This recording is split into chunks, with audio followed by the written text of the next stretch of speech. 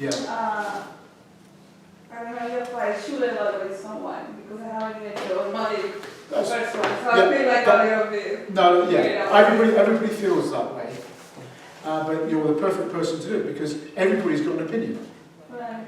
If I was to ask you what's your opinion on the film Titanic, you could give me an opinion, couldn't you?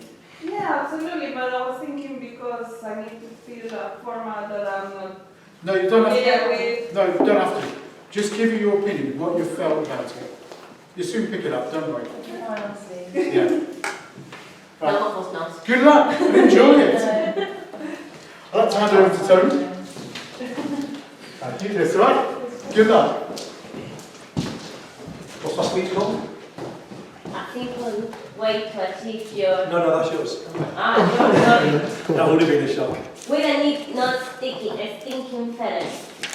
So my speech is called, and it's from the Competent Communicators Manual, and it's Have you speech studied? number 3. Hold on, I sorry. assume so. Oh, I'm going to knock it off the end. Alright, let's go again.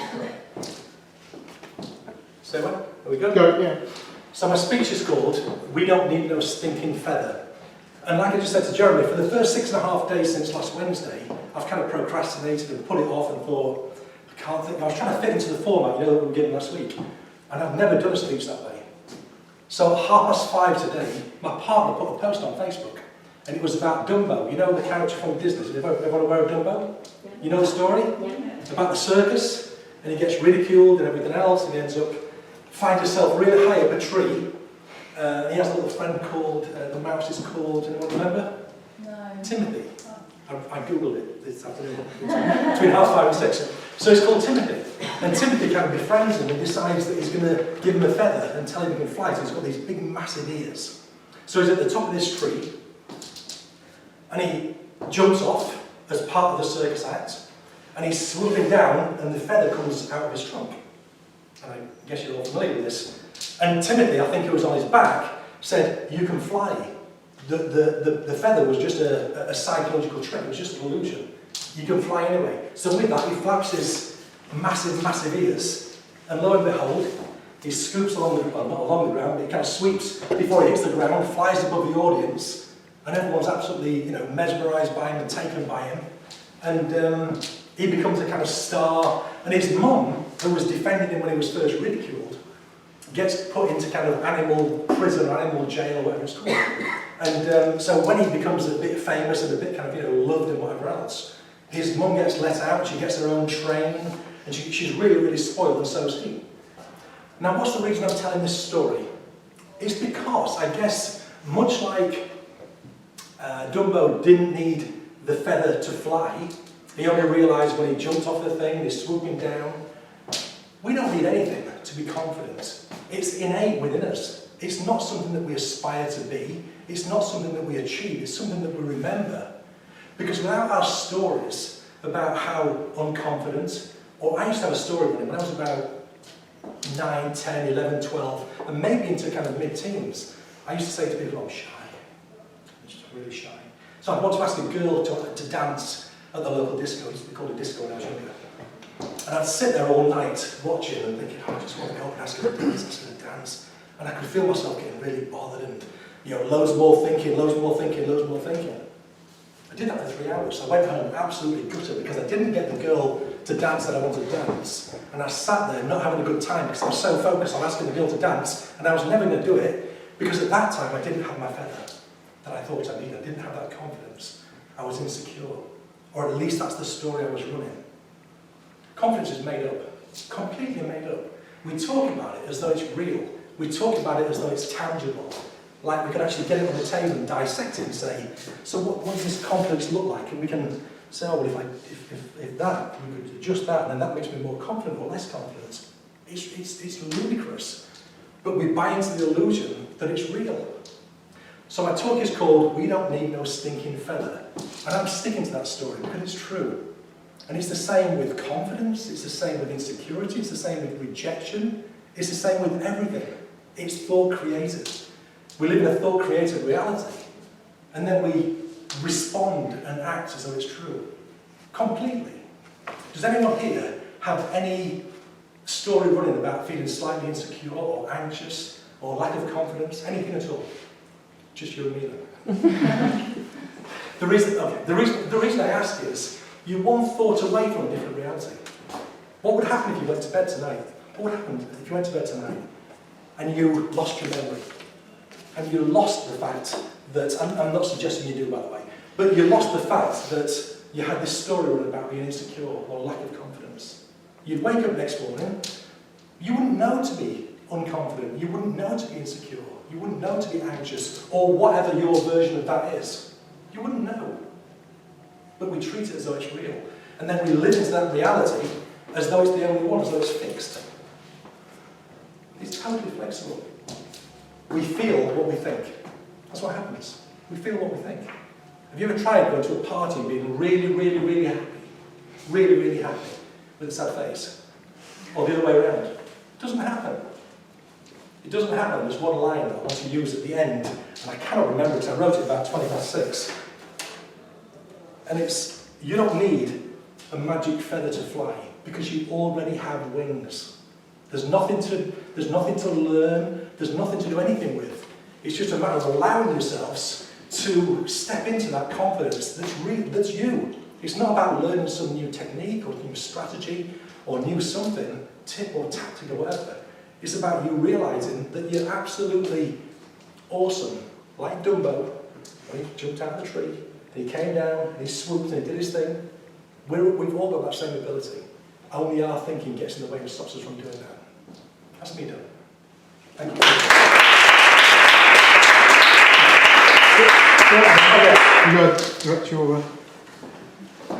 Am I conducting this piece? Yes, you are. Yeah. Sorry, I don't know your name. Theo. How can I call you short? Theo, Theo. can you give me some really, really appreciated feedback? I love the fact that you involve Stella. Yeah. And by using, not just asking the typical question that show up asks, but asking about that personal story maybe and then using her in the next sentence. So I think that's really nice. Because if you are distracted, then you immediately come back. What didn't you like about it? What could I improve on?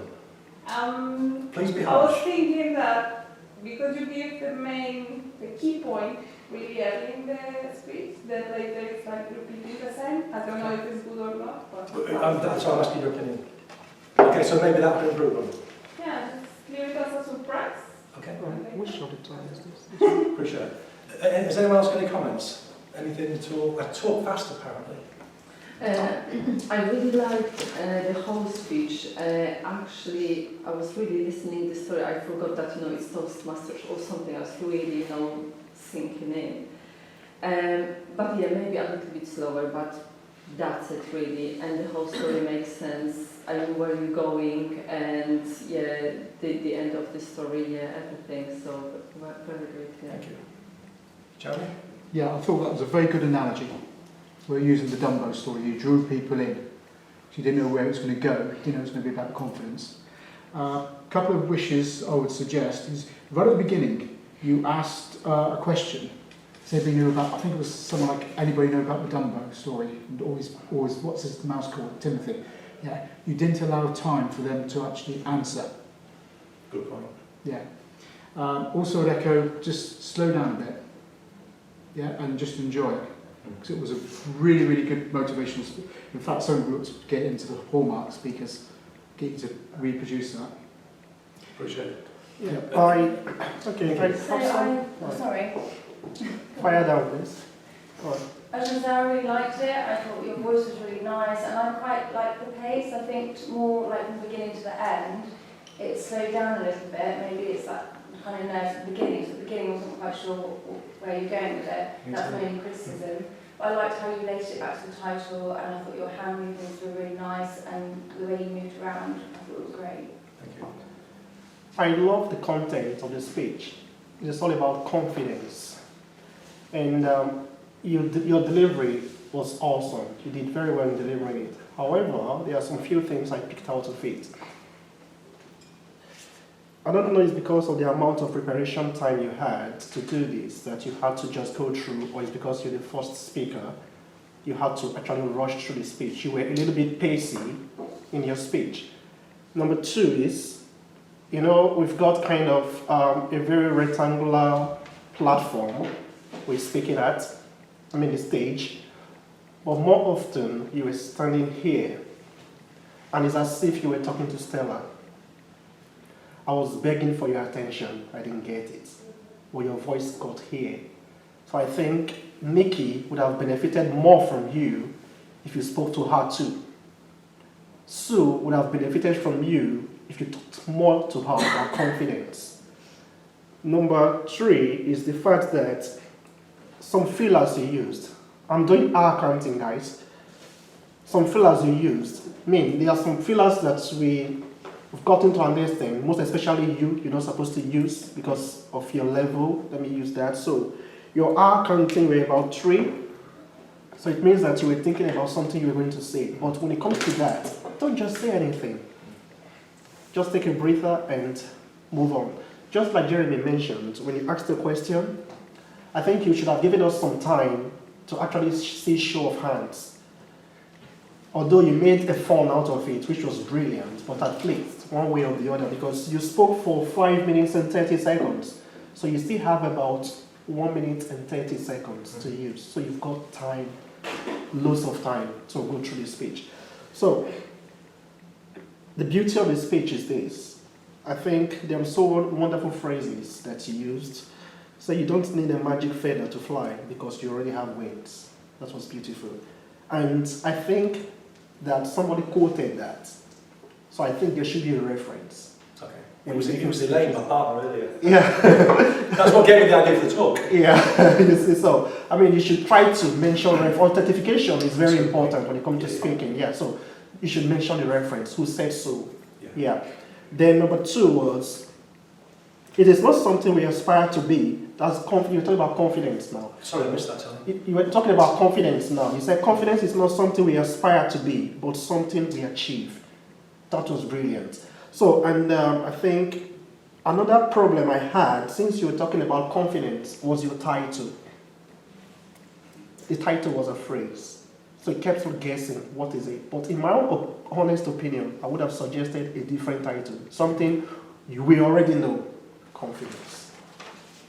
In my opinion, you just say confidence, then you talk about it, or something else. But I think that title, as well, again, is 50-50. It drew us into actually trying to get what it's going to be about. So, generally, I want to say well done. Can I say one thing about the camera? When I started, I thought the camera was pointing here. I thought I saw you or Jeremy stood kind of over here. That's why I stood this side. And then every time I saw it over here, I thought, oh, I'm out of shot, so I went down. It takes the entire space, actually. So that's me just being careless and not looking at the camera. Okay. Can I, because Stella's kind of evaluating me as a partner, can you give me some feedback as well, please? Yeah. Okay, can I just, we have to move on, I'm afraid. Okay, in that case, I'll get it afterwards. Yeah. Thank you very much. Thank you.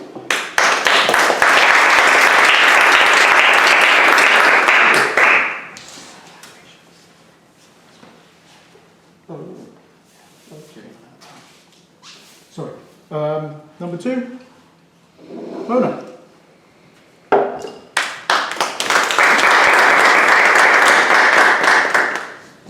My speech is blood, sweat and tears.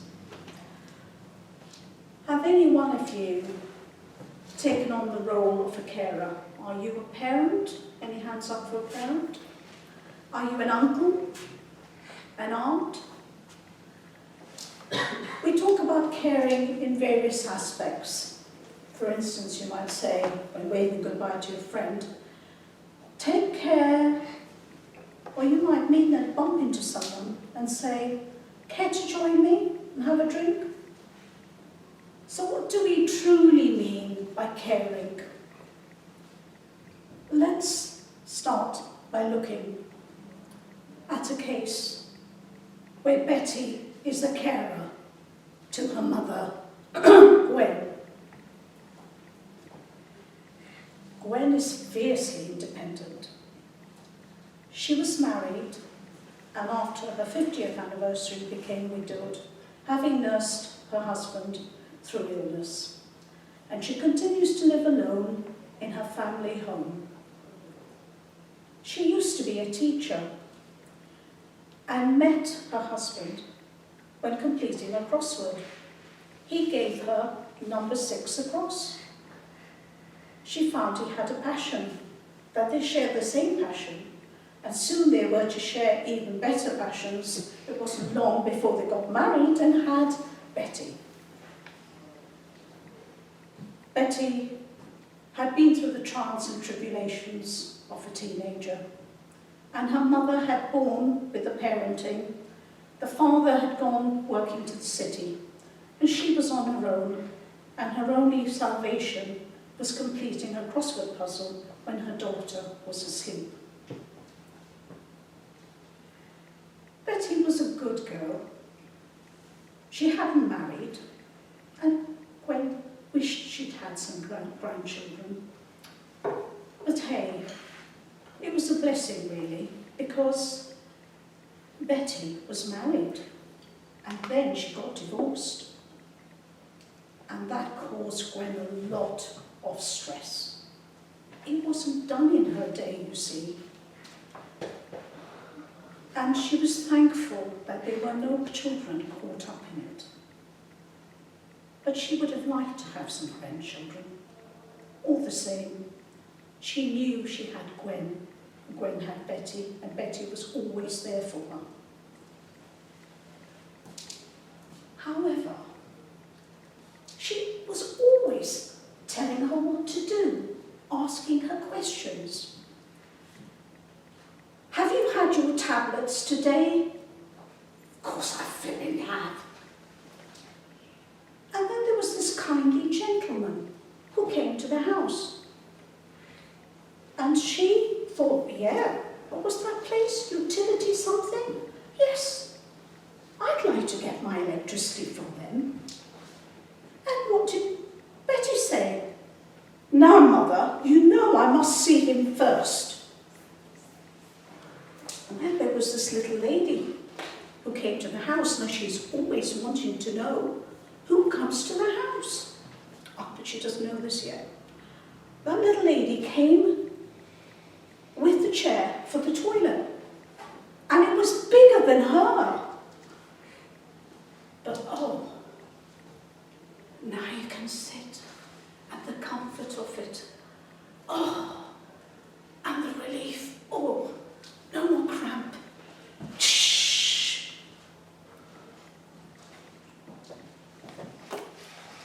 Gwen goes over to the kitchen table and places her paper against the coffee container and a bottle of sauce. Betty always says she should keep that there.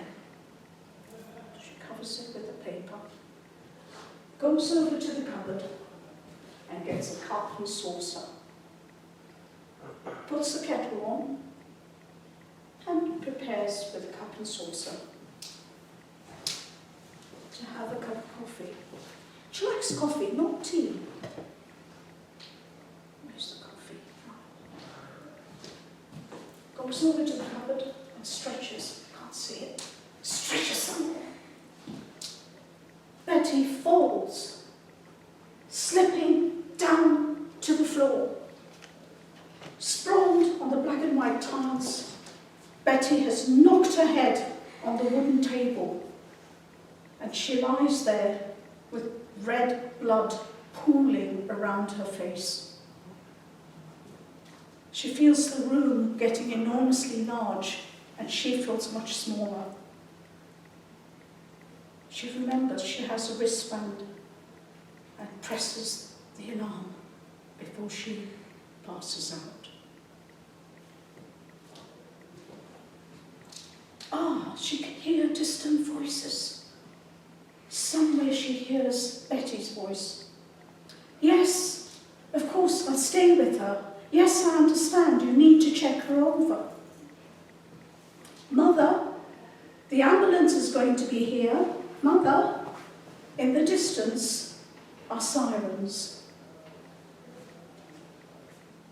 Betty lays in the stretcher, warmly enveloped in warm blankets, feeling safe.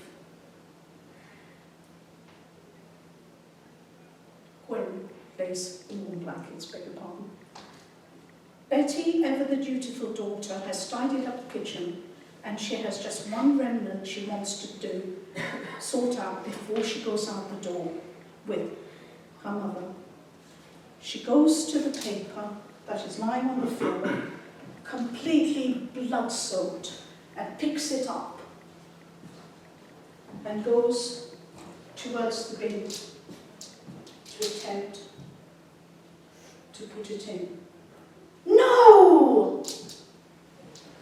Gwen shouts. No! The ambulance man says, where does it hurt, love? No, no, no.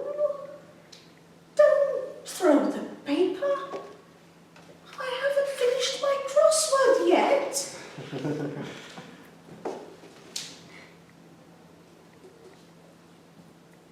When you are 90, means are limited, but it is not about frugality. Your day is mapped by the loud clink of the mailbox, marking time. And the lure of the gossip-laden, headline-hurling, crossword-bound newspaper is very real. It keeps you alive.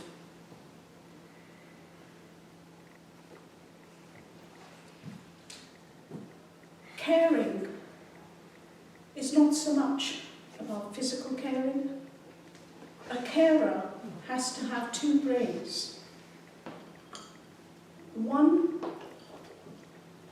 their own brain, and the other, where they're thinking and making decisions for the other person.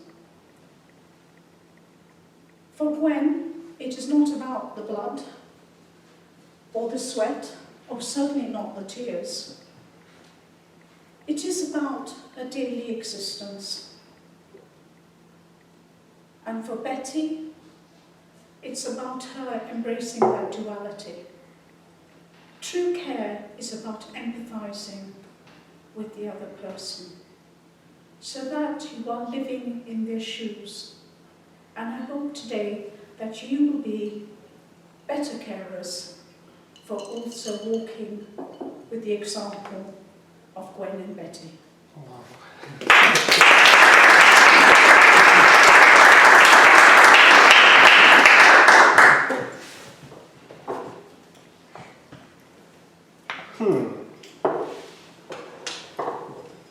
What's the evaluator, please? Oh, it's me. Okay, I'll take the I'm going to evaluation. do it, sorry.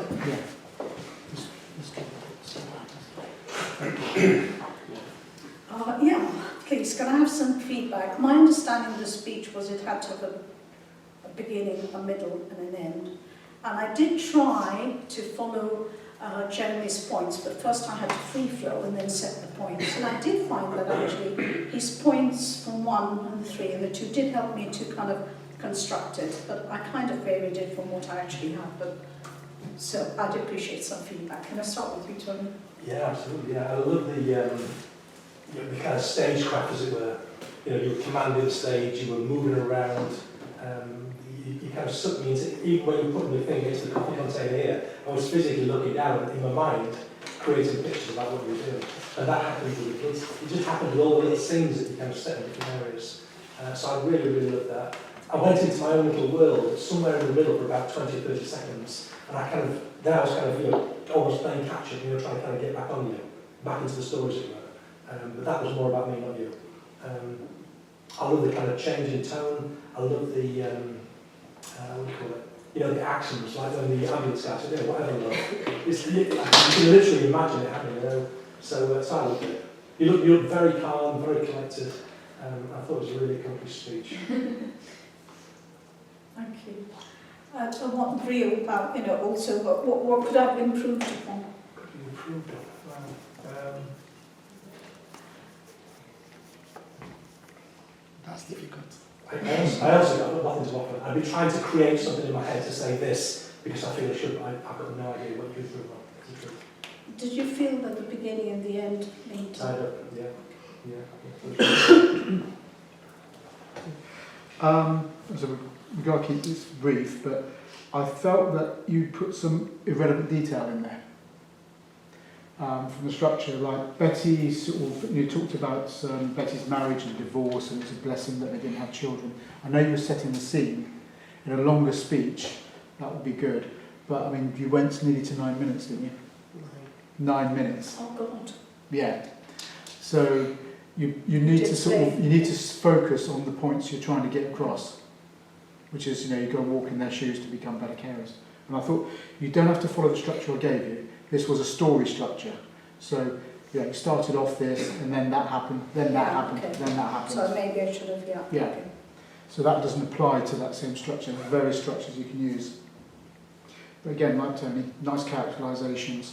You know, sort of, I felt, you know, with the characters, and you made it come alive. My reason for putting that information was because of getting an impression of what her world was. But Yeah. yes, I could have done it in much shorter time. If you ask me to rate you 1 to 10, I'll rate you a 9.5. Oh, God. For sure, because, I mean, I think you strive with storytelling. You are so good when it comes to story. I remember your first speech you gave, which wasn't happening, but the way you did it as if it was happening, it was just a dream. And now you told us a story about caring. You are so good. I mean, you're very collective, just as Tony has said. The way you started with your hands together, like this, tied, and when it comes to time to actually dramatize characters, voice variation, you exploded. And that was brilliant. And at the end of the day, to round up the entire story, you came back like this again. Oh, I didn't realise. I know you, there's something when it comes to time, again, I feel that because you had a lots of content and it was a storyline, you felt very into what you were saying. So you didn't actually pay much more attention to the cards. Didn't notice. You were just enjoying the ride. I don't think I have any criticism other than the time and what Jeremy has said rightly. You should take out some things, most especially because of time. Yeah. But, I mean, your vocabulary is just so enormous. And there was a poem you used before the conclusion. For my pleasure. Can you repeat that again? What was that? Walking in her shoes? No, there's a poem you used before the last conclusion. I think it's a poem. It was kind of a sentence, sort of. You mean the blood, sweat and tears? No, I didn't write it down. Do you mean the loud click of the letterbox making? Of course. That was mine. That was yours? Yeah. Oh my God. All of it written was mine. Yeah, you are good. Well, I've shared it, but I met Jeremy yesterday and he did tell me, and actually I knocked it down to 7. But I actually stood here and tried to put it together. Maybe I paused too long, but I thought I needed to weave it, you know. So yeah, there was something I was going to remove, and yeah, I take that totally on board. Okay, I'm sorry to cut you off, but we are sort of running short time now. We'll get everybody in. Maybe you can feedback afterwards from you guys. Yeah. Yeah. Thank you very much. Kate. So now we're standing here in the middle after 2 great speakers. So my speech for today is, how much rubbish do you buy? I actually thought about the topic yesterday, and I thought about something what I actually want to share with you, what actually annoys me quite often when I go shopping. I go to the shop, whether it's food shopping or clothing shopping, and I'm so annoyed with the amount of wrapping, and I can see the items and I think, oh my God, half of it will end up in the bin. And it's good if it ends up in recycling bin, that's great, but quite often it ends up on landfill because either people don't recycle or it's not recyclable.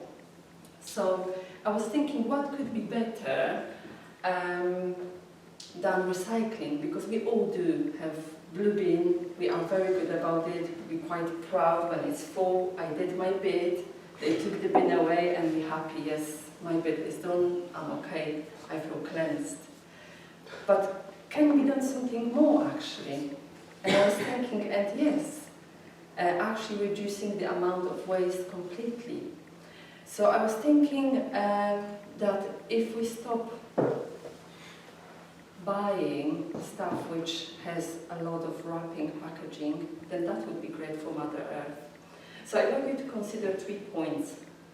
First one, which is, everyone knows about it, but we all have our sins about it, is the wrapping carry bags, plastic carry bags. I think the matter was so serious that the government took actually the matter in their hands, and actually now there's no free carry bags in the large shops. So please remember about it, because as I know, there are some people who actually pay still 5p for the bag and just, nothing changed, just you add 5p to each shopping trip. Another thing is quite controversial, so I don't know whether you'll be brave enough. Recently I had a takeaway just for 2 adult people, and it came up with 6 plastic containers, would you believe, and 2 carry bags. And I thought, there was about 6-7 people behind me in the queue, and I thought, we produce so much rubbish. And that will be in a bin in a minute after we finish the meal.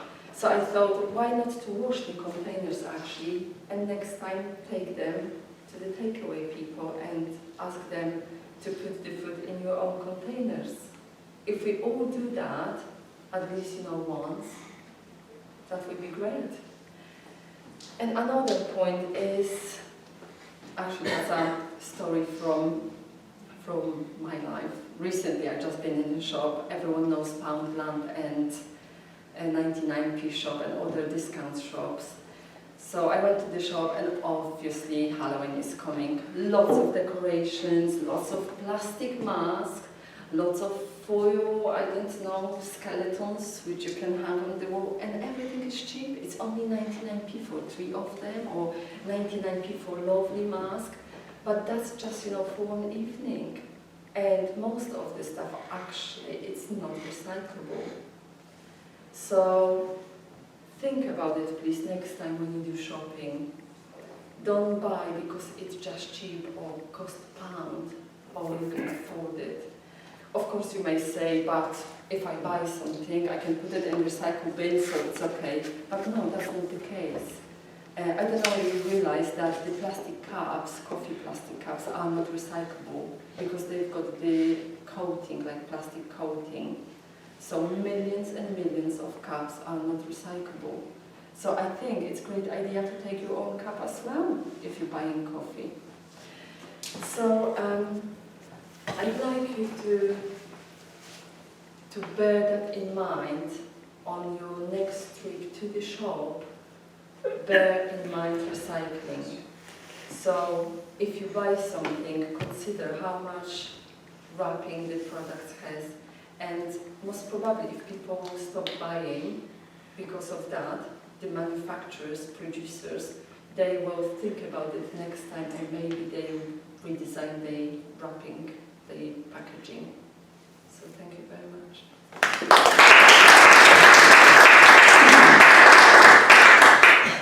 Any feedback? Thank you. Even the harsh one. I love the fact that you gave problem, solution, and an invitation. And the fact that I love that is because usually people say we have this problem and we're like, oh yes, we have it, but they don't give us solutions or they don't give us action steps on what to do to solve it. So we just go home knowing, yes, we have another problem in our life. I like the fact that you did an invitation, so you say people, well, actually you can do it. Yes, there were certain phrases that I said that I thought took strength from your speech. Certain phrases such as, you might not want to do it because, or you might, it made it sound a little bit less confident, like you were double guessing what you were saying, and a statement that could have been much stronger lost its strength with that kind of phrases. So maybe just looking up a little bit for those, because if you have a very good speech, just give it over so people actually say what you, they'll do what you say. Anyone else? Can I go? Congratulations on your second speech, Miss. I mean, I must commend you for doing that. And you didn't use much time, which was approximately 5 minutes. That's 4 minutes and 57 seconds. You did very well. I thought that the green card was there forever, so... It wasn't. You did spot on. How much do you have to live by? That was the title, I guess. No, how much rubbish? Aha. Okay. Yeah. Okay. So about your speech delivery. Sorry, I have a problem with style. People have got different style, and I copy styles a lot. Most especially the ones that actually resonate with me. But in your style, which I don't think is your style yet, is something you're still developing and working on, is this: you're pretty. Thank you. That is a power. People want to hear from you, from those lips of yours. And it's as if your hands coming together like this, as if you're peeling. I know, last time Yeah. it was like that. So Of course. So it's as if you are appealing to us, you're begging us to stop the amount of rubbish. No, you speak with confidence. Okay? The thing is, when you are given a chance to speak, it is your right, you own it. So whenever you go out there, you deliver. Okay? The content of your speech was awesome. It was okay, but your voice variation was flat. It was just like this. I felt like that Yeah, actually. Yes. it didn't I go forgot up, about it that didn't bit come too. down. Yes. And so we're just as if you were begging us to stop buying things and taking rubbish. Yeah, but there were so many contents in there that you could have dramatized, that you could have gone up, and you could have come down. So I think next time, if you've got the opportunity to speak, make the most of it. Thank you.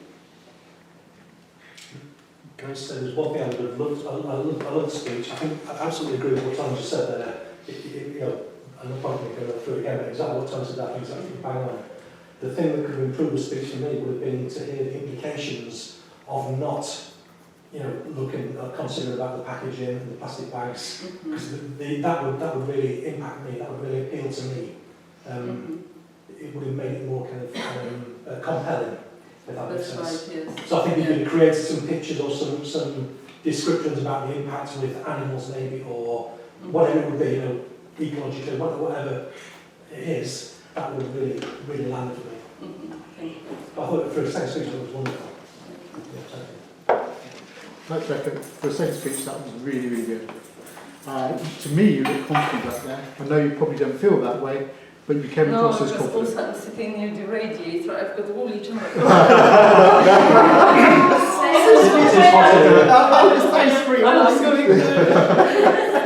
But again, if you can laugh on stage like that when you're talking your speech, people will just sort of warm to you. Don't be afraid to sort of smile. There was a couple of things in there. You used some crutches, like actually and so. I noticed it coming up a few times. Just be a bit wary of that. But great second speech. Thank you.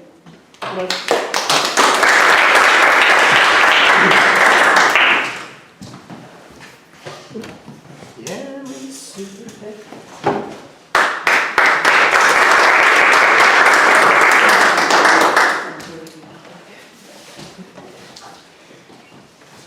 Hello. Hi, Today I want to talk to you about, I've named my speech Say What You Mean. And what I want to do is talk a little bit about how we put our message across. So when we say what we mean. I don't know how many people here have heard of the man Albert, and I say his name wrongly, Fabian. He is the man, I'll call him Albert from now. He is the man that gave us the formula that 55% of the message we give over is our body language, 38% of what we give over is our tone, and only 7% is in our words. And for a long time, this formula was up there as being the standard in your average communications course. If you go on an effective communication course, people often roll this out. 55% is your body, 38% is your tone, and 7% are your words. Since the internet has gone up and done its thing, and there's all that information out there, you'll find that actually that's been debunked quite a lot now.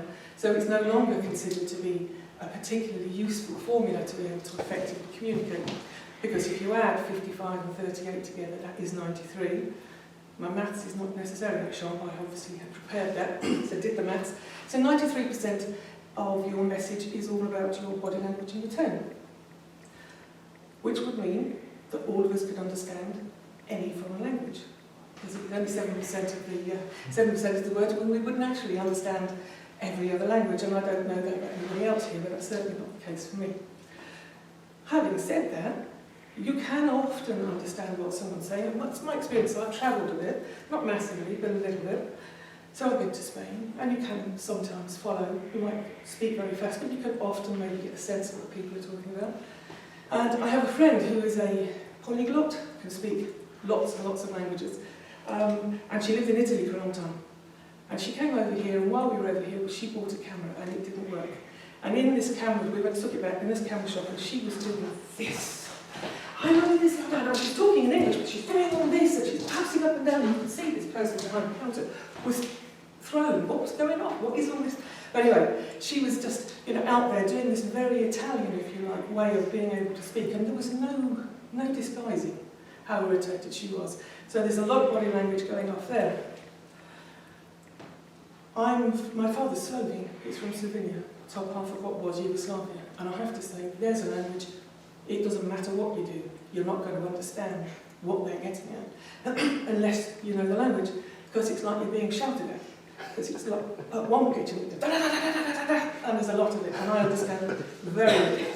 So he buys in. That actually buys into my conversation here, because I think that Albert actually has something to say. I think there's actually quite a lot of truth in what he says. And actually, if you go and read what he meant when that formula came out, what he said was, if you measure your words and your tone, 70% words, 38% tone, and they're not congruent, they're not in keeping with each other, the message you put across will actually be your tone. So it doesn't matter what the words are, because they'll hear the tone. How many of you here are parents? How many of you have done that with your child? You're saying something like, you're getting on my nerves, why don't you go to sleep? But you're doing it in a really nice, floaty, go to sleep kind of voice. So yes, absolutely, there is something to be said, in my mind, about tone and body language. I've forgotten for a minute where I'm going. So something to say about tone and body language. Actually, some examples. I've got a couple. Who here have got some examples, could think of a time when actually what Albert has to say is in fact quite true, so the words. So what circumstance is that for you? Oh, typical when a man usually asks a woman, oh, everything okay? Yes, of course, I'm all right. So. Yes, absolutely. Yes, I've got a couple of degrees of fine. So if someone asks me, I'm fine, well, I'm fine. But actually, 3 really good ones for me. Anybody play cards? Do you play poker, bridge, that kind of thing? So there's a deal of tells going on, isn't there? There's a lot about your body language that you can tell whether or not you've got a good hand of cards or not. I can't deny that. Flirting is a marvellous one to watch. So whatever it is they're saying, what they're doing with their body and their tone can be really impressive to watch. And telephones. Can you tell when someone's on the phone what type of person they're on the phone to? If it's professional, if it's somebody you fancy. So yeah, there's a lot, in my opinion, to be said about what Albert says about putting that out there and putting it out there in a way that says your body language is important. And it's about being congruent, is it not? It's about being congruent. What you say and what you mean. The message is totally what you're putting across. So it's about being able to say, I say what I mean. What do I mean what I say? Thank you.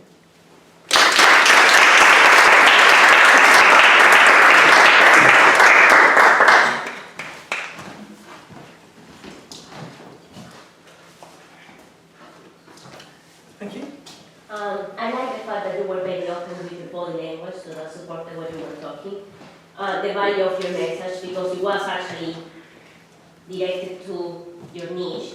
So everyone who's sitting here is interested in how to speak.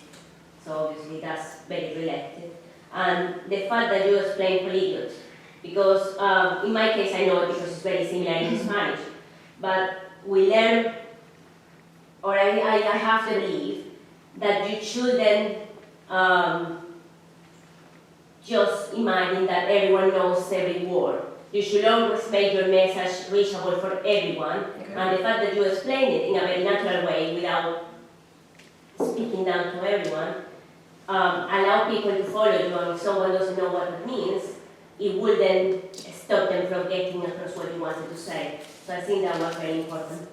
It was just something that I would like to suggest, and it's the volume, because you use sometimes to get a little bit low. I keep repeating it, for me, volume is one of the most important stuff, because if the last person in the room can hear you, it doesn't matter how awesome your message is, it will get lost. So, yeah. Thanks a lot. Anybody else in terms of time? Are we okay for time? Yeah. Fire down. Somebody else have something to say? For me? I enjoyed the presentation, and you were smiley, and that made us kind of warm to you. Yeah, that's my Thank you. I like the topic and the way you also challenge the topic. For me, that drew my interest as well. And yeah, especially like the way you kind of presented the various examples. Thank you. I like the way you started, you just stood still. I was thinking, is she going to walk without me today? And pretty soon you zoomed up and here, I said, okay, she's mobile. And I mean, that was good. But my issue here was with, your topic was brilliant, saying what you mean, and the phrase or the theory that somebody purported, but I had an issue with the speech structure, which was a little bit challenging for you, because you had to try to remember some certain points. Yeah, so I want to please beg you, in your next outline, make it a little bit simplistic enough for you to remember, because your speech was kind of straightforward. It's all about delivering a message, body language, intonations, and everything. So now, if you're going to have a speech structure about that particular opening was excellent. In the body, try to have various points that concerns a vocal variety, a body language, or maybe your family background, when you from the Eastern European thing, part of it. So everything at the end of the day, because where I was struggling with was your conclusion, how or where you're going with this story, which is very important. Starting a beautiful speech is okay, but to conclude the part of it, I mean, what we said last time in our session, in Sue's presentation was, tell people what you're going to tell them, then tell them what you told them. So tell them what you told them was the part I struggled with. Okay. So I think in your next structure, please try to work on that. Sure. Okay. And you were pacey. Can I say one thing? Because I'm guilty of this sometimes as well. I noticed that your throat got dry several minutes in. And what I do now, and what I would suggest to you, if I'm allowed, would be you walk up, you grab your glass and you have a drink and you walk back. Yeah. Or even bring it with you. Yes. Because then you were kind of, and you just, I found it distracting a little bit, only for the back end of the speech. But I found the topic fantastic, I found your description and explanation of it fantastic. And I think non-verbal communication is, like you said, it really highlights congruency or lack of congruency, doesn't it? So, yeah, I loved it. Thank you. Thank you.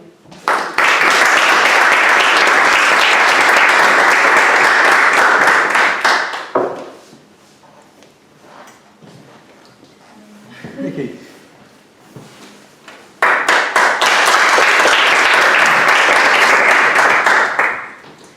My speech is called Running is Awesome.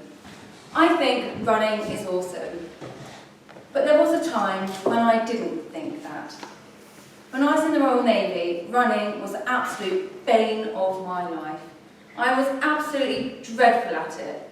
In fact, I was so dreadful that the Padre, who's an ex-Royal Marine, had to come down and literally push me round the running track until I was able to do it by myself. Passing that running test in my basic training was one of the biggest highs ever. And since that day, I've been converted from thinking that running is the worst thing in the world to believing that running is awesome. And I'd like to convert you too, or at least get you thinking that it could be. So why is running awesome? Well, there are 3 reasons. Firstly, it gives you more energy and you can accomplish more. Secondly, it gives you greater mental clarity and makes you feel happier. Thirdly, it's completely free. So my first point, there are times when our schedule is so busy that when we get home at the end of the day, we are just completely exhausted. My personal experience is that when I take time out to run, I have more energy and I achieve more. There's no way that I could have worked full-time, been a single parent to a young child, and studied for a degree all at the same time without the abundance of energy that running gives me. This is because as your heart adapts to cardio, it grows stronger. As it grows stronger, when you're resting, your heart doesn't have to beat as often, and therefore it reduces the demands on your body, leaving you with more energy. My second point, that running gives you greater mental clarity and makes you feel happier. Film director Carlos Niste said that running was the only thing that gave him clarity of mind, and that all of his major decisions in life were prefaced by a run. Similarly,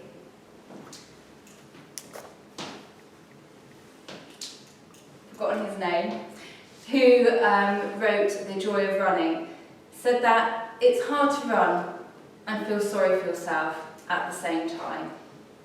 Now, the reason for this is because as your circulation increases, it delivers more oxygen to your brain, which elevates serotonin levels, which is the feel-good hormone, and that it enables you to feel happier and makes you think more clearly. My third point, running is completely free. You don't have to join a gym, you don't have to hire a personal trainer, you just put your trainers on and off you go.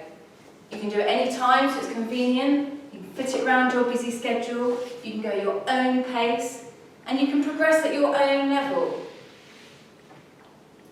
And it's not just free in monetary terms. Running gives you an enormous sense of freedom. When you are running, there's nothing to do except run.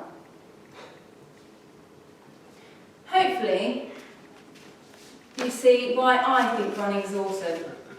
And it hasn't always been that way for me. As I said earlier, in the Navy, I found it really hard. You don't have to get an ex-Royal Marine to push you around a running track. You can start one step at a time. You can go out, you can walk for 1 minute, run for 1 minute, walk for 1 minute, run for 1 minute, and progress. Following week, run for 2 minutes, walk for 2 minutes, run for 2 minutes, walk for 2 minutes. I run most days, a few miles most days. Some days are easier than others, but the benefits are always the same. I have more energy, so I accomplish more. I have greater mental clarity and I feel happier. And lastly, it's free. I don't spend any money at all. I hope that this inspires you to put your trainers on and discover the awesomeness of running for yourself. Thank you.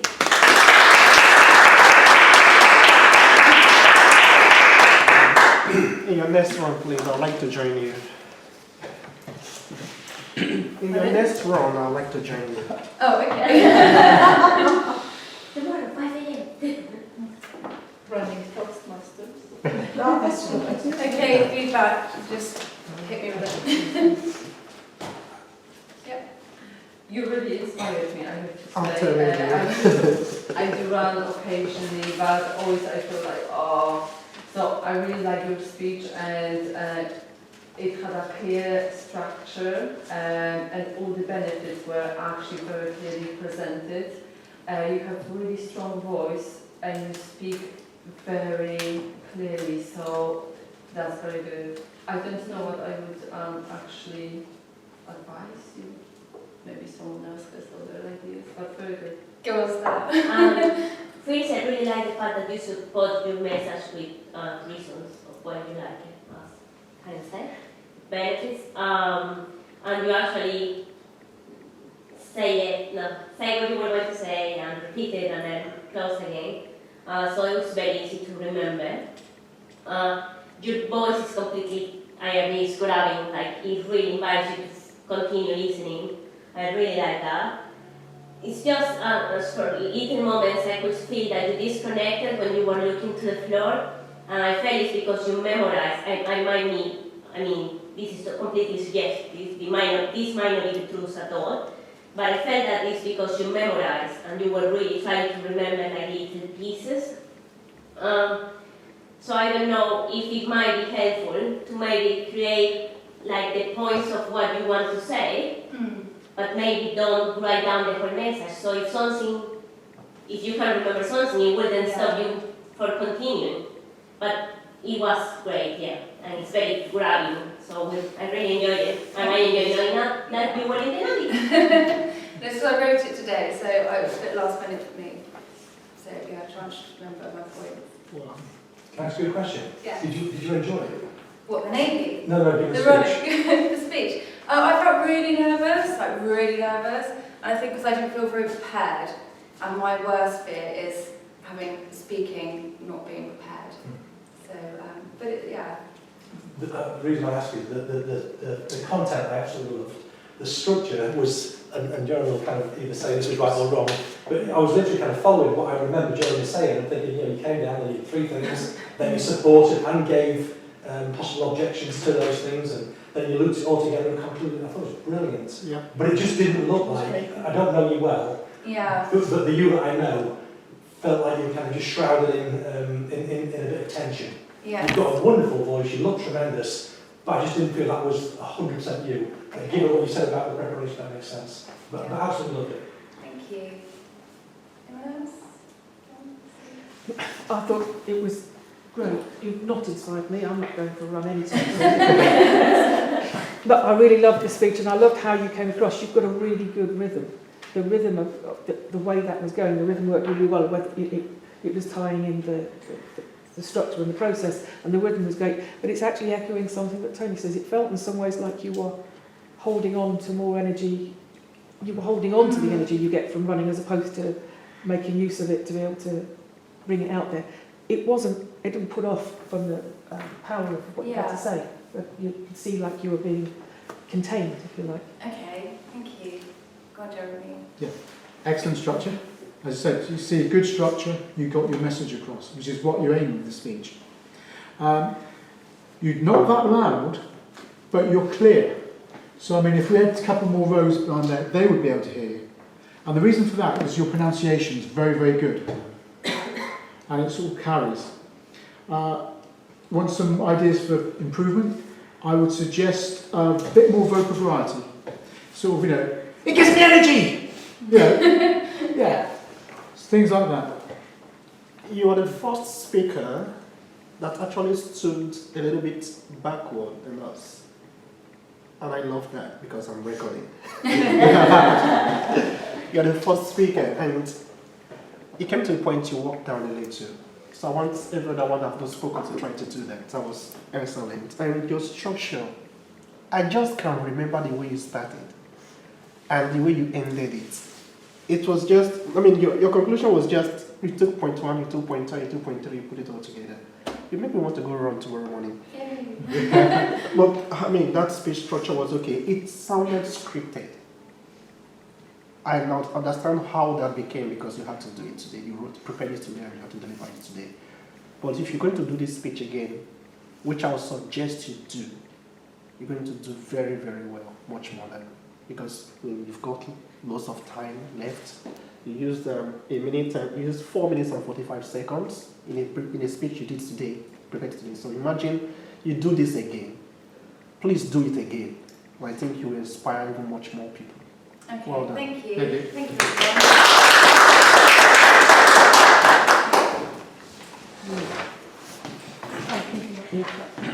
Is it 10 minutes involved? Of course. Or can it be less?